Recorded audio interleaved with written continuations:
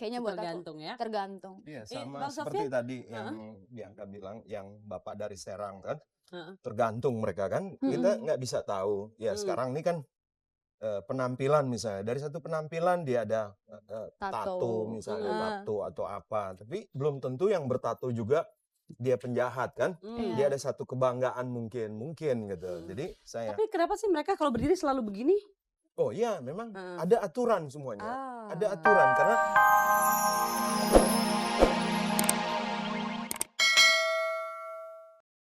Semua juga mau rebutan kayaknya. Tapi ini nih permasalahannya sekarang bodyguard, security, itu gimana sih ngebedainnya job description mereka kan gitu-gitu ya Bi ya, kita pengen tahu. Ya itulah kalau security fisik yang tadi Bianca bilang, seorang petinju dengan 70 buka jalannya. Terus bodyguard dia punya skill, jadi ada skill, dia tahu semuanya. Jadi nggak sembarangan untuk bilang coba lo jaga ini mukul si ini, nggak bisa itu, dia Saya tahu. disuruh yang itu. Itu bahaya, undang-undangnya dia tahu gitu. Jadi dia ngerti hukum ya? Tahu hukumnya. Jadi bodyguard nih private buat dia sendiri untuk jaga semua, tergantung job dia gitu. Itu petinju ada yang perlu bodyguard nggak sih Bi? Kalau Sejauh ini? perlu sih, kalau aku lihat di Indonesia kayaknya mereka nggak perlu deh. Nggak ada satupun petinju Indonesia yang pakai bodyguard? Sejauh yang aku tahu nggak. Kira-kira Nggak ada. kenapa? Mungkin karena mereka udah ngerasa aman ya. Pede aja lagi. Mereka udah ngerasa aman sama mereka sendiri, apalagi mereka petinju dan kayaknya Kadang nggak bisa perlu. dipakai juga gitu. Justru Jadi, petinju itu bisa jadi petinju dipakai itu buat jadi bisa bodyguard. dipakai untuk Malah masuk ya? bukan bodyguard, security. Security. Jadi security. Jadi Di Indonesia sekarang kalau Bang Sofyan lihat gimana? ya seperti Berfungsi nggak nih bodyguard? berfungsi sebetulnya. Jadi seperti Zainuddin, MZ, Uma Irama. Punya pengalaman tentang mereka. Iya, jadi saya sendiri melihat gitu. Jadi nih para ulama, ya kalau penyanyi mungkin kita lihat siapa misalnya, tapi saya belum lihat semacam. Tapi kalau Uma Irama dengan Zainuddin, dengan ulama-ulama ini luar biasa. Jadi kita belum tahu sebagai security.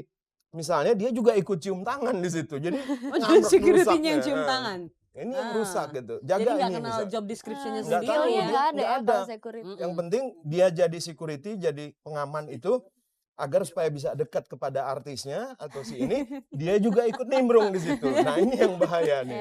Nah, jadi antara lain misalnya, ya kita lihat sekarang nih kan udah zaman lagi apa namanya reformasi deh mungkin.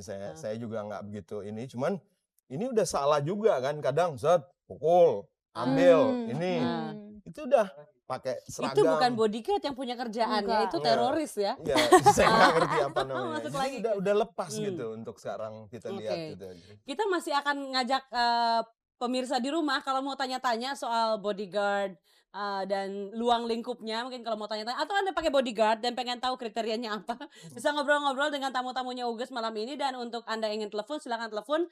Anda yang ada di Jakarta, nomor teleponnya 3904601, atau yang di luar Jakarta ngintip dong. Oke. Di 3904603. Jahat ya Mas Am, kenapa sih diangkat tulisannya belum selesai baca, belum hafal lagi. Oke, silakan telepon ke sini. Cepet ya. Oke, halo. Halo, selamat malam. Malam, dengan siapa? Purwako. Siapa? Purwako. Purwanto. Purwako. Purwako. Iya. Oke, dari mana? Sunter. Dari? Sunter Agung. Oke, mau tanya atau mau kasih pendapat silakan. Mau nanya sama Mas Sofyan Ali. Begini Mas. Maaf, boleh keras suaranya? Boleh. Untuk kriteria sebagai bodyguard itu kita harus mempunyai ilmu bela diri atau sejenis atau bagaimana? Kayaknya mau jadi bodyguard. Ya mungkin bisa. Ya boleh. Oke, Mas Purwako ya. Cuman itu nanyanya.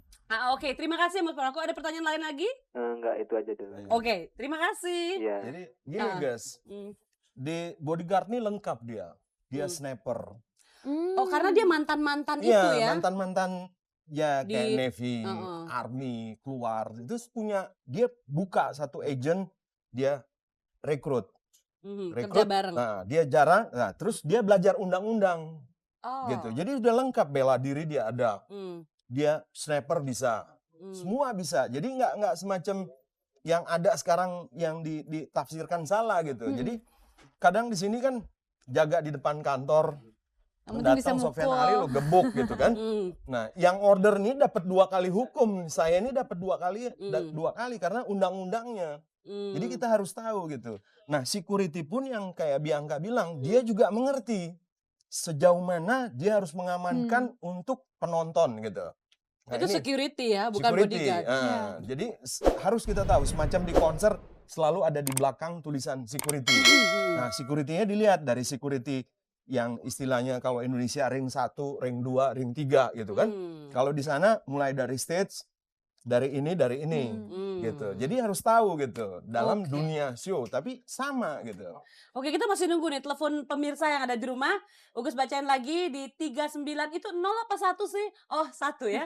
391-4601 untuk Anda di Jakarta dan untuk Anda di daerah 391-4603. Oke loh tulisannya pakai urak-urakan. Oke. Oke, halo. Halo. Ya, aku ditutup. Mungkin Halo? ya, halo. Halo, selamat Iya. malam. Malam Bapak dari mana? Dari Serang. Dari Serang. Selamat ya Pak ya, sudah jadi Iya. provinsi. Iya, terima kasih. Oke loh Pak. Namanya Bapak siapa? Wahyu. Bapak Wahyu. Oke, mau bertanya atau beri pendapat silakan. Enggak mau tanya sama bodyguard yang tadi Mbak Nia Sama ya. siapa Pak nanyanya? Mbak Nia, Mbak Nia. Mbak Bianca. Mbak Bianca. Oh, Mbak Nia dan Mbak dia Zulkarnainnya udah di dalam. Ya, gimana Pak? Ini kan biasanya bodyguard itu kan suka seronok tuh model rambutnya. Seronok. Kadang-kadang begitu ya. Gondrong ya Pak risih ya. enggak tuh Mbak? Kenapa? Gimana? Risih enggak kalau model begitu itu? Risih enggak? Selisih enggak? Iya. Rambutnya maksudnya. Penampilannya. Membicarakan gitu. penampilan seorang bodyguard Iya, ya Pak ya. betul. Yang kesannya serem. Karena tatonya di mana-mana ya Pak. Iya, betul. Saya bukan loh Pak. Oke, terima kasih ya Pak Wahyu. Iya, makasih, Kita coba Dok. bahas. Oke, terima kasih. Mungkin Gimana? kalau buat penampilan mereka harus kelihatan serem gitu. Sebenarnya sih enggak juga. Kalau Jaga mau bilang image lagi jadi bodyguard apa security gitu yang tadi Nah. kan. Kalau misalkan bodyguardnya dia kelihatan serem, dia kelihatan apa itu sih kalau aku bilang nggak harus ya Pak ya. Jadi nggak harus seorang bodyguard tuh image-nya serem gitu. Yang penting mungkin dia badan fisiknya harus nggak mungkin yang kecil gitu ya. Tapi kalau image ya harus gondrong atau penampilan harus pakai gimana kayaknya buat tergantung ya. aku tergantung. Iya, Bang sama seperti Sofyan? tadi yang Bianca bilang, yang Bapak dari Serang kan, Heeh. tergantung mereka kan, kita nggak bisa tahu. Ya sekarang ini kan penampilan misalnya, dari satu penampilan dia ada tato misalnya, tato atau apa, tapi belum tentu yang bertato juga dia penjahat kan, dia ada satu kebanggaan mungkin gitu. Jadi saya, Tapi kenapa sih mereka kalau berdiri selalu begini? oh iya memang ada aturan semuanya. Ada aturan karena dalam setiap saat dia untuk sesuatu dia berdiri. Jadi kita tahu, oh ini security gitu. Dari Ini cara berdirinya? dari berdiri, ada yang dari Iya sih. belakang macam. Oh ya? Memang fisik dia gitu. Oh, oke. Jadi yang tadi ini Bianca bilang seorang petinju, kenapa Muhammad Ali sampai 70? Iya kan?